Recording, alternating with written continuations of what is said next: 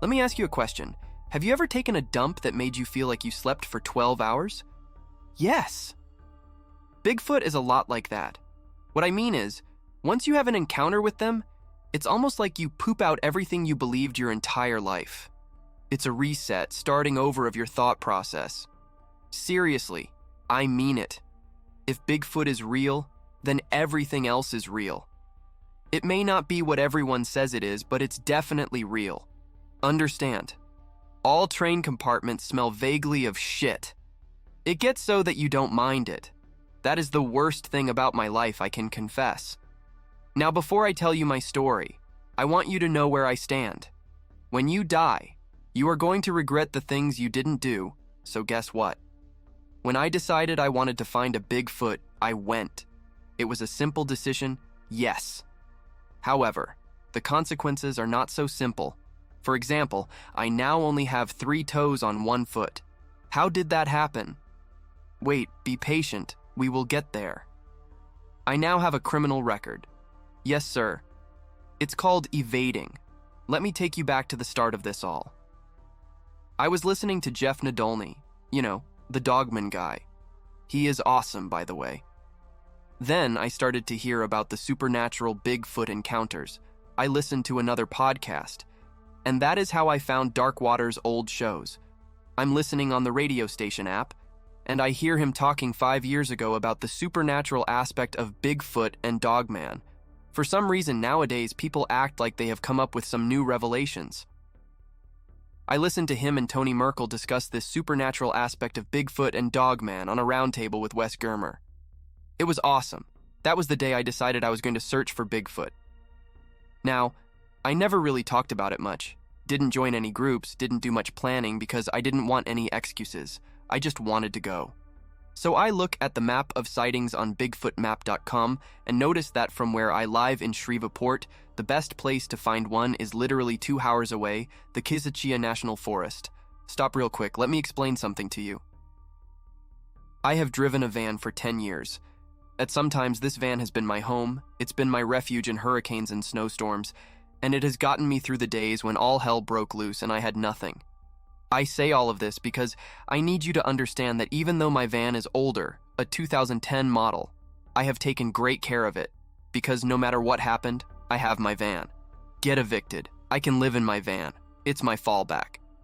Anyway, I head to the forest, and the plan was to take a quick weekend trip and just explore and see if I could find Bigfoot. Now, if we are being real, and I will be honest with you, I never thought that I would find anything.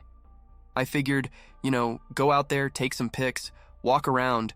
When the sun went down, climb in the van and watch a movie, go to sleep. I really mean it. I anticipated nothing serious happening at all. Well, I was wrong. Because I get out there and everything goes as planned during the daytime. I walk around, look at the trees, sit down, read a book in the forest. The ants come out of nowhere and attack me. Then on my way back to the van, these bees decided that they want a piece of me. I get back to the van and I'm hungry, so I drive out of the forest back north to Winfield and get me some McDonald's, hang around for a while, and drive back to the forest before sunset.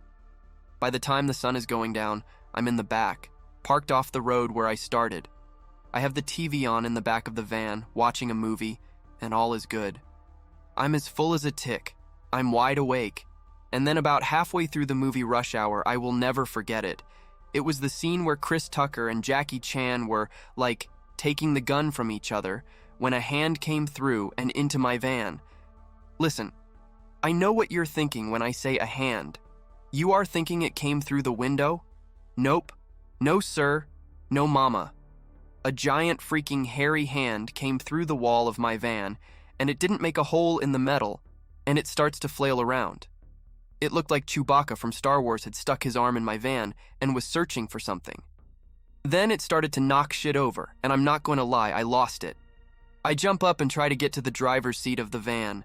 When I get in the driver's seat, it is only then that I realize the keys to the van are on the floor, back by where I was sitting, so now I have to go back in that direction to get the keys, and I notice the arm is gone.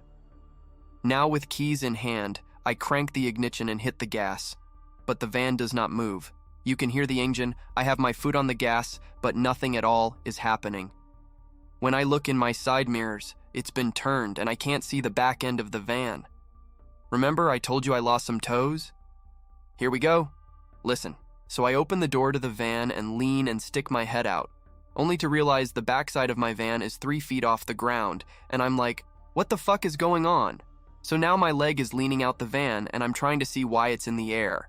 I got a full lean, holding onto the door and looking back, and that is when I can see the hairy arms.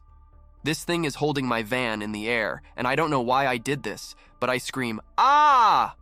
That scream comes out, the van drops, my bare foot is out the door, with my toes pointed down, and I feel it hit the ground, the van first, then I feel the initial pain in my foot. It felt like I was stabbed. Then as the van moved forward, I felt this ripping pain like my toes were ripped off. However, I think I was so scared that the pain was dull in that moment because I felt it, but I was more focused on getting the hell out of there and driving. It wasn't until I got back to the highway and I started to smell the blood that I realized I had a problem. Pulling over to turn on the light, there was a pool of blood on the floorboard. Next, I remember taking my shirt, wrapping my foot, and speeding to get to the hospital. Then there were police. It was like they just appeared behind me, lights on, so I slow down to pull over and stop, thinking I'm going to get help, and this cop has his gun drawn the moment he gets out of the car, and I'm like, fuck that, nope. So I pull off and head back north, trying to get to the hospital in Winfield. By the time I get there, I've lost so much blood I can barely see, and I pull up to the emergency room door. I don't mean like a normal person. I pull my bumper to the sliding glass doors and climb out and into those doors, and just remember falling to the floor. When I woke up, I was in the hospital and in handcuffs. Looking down, my toes were gone, and then looking out the door, there was a nurse who came and told me that I was lucky to be alive.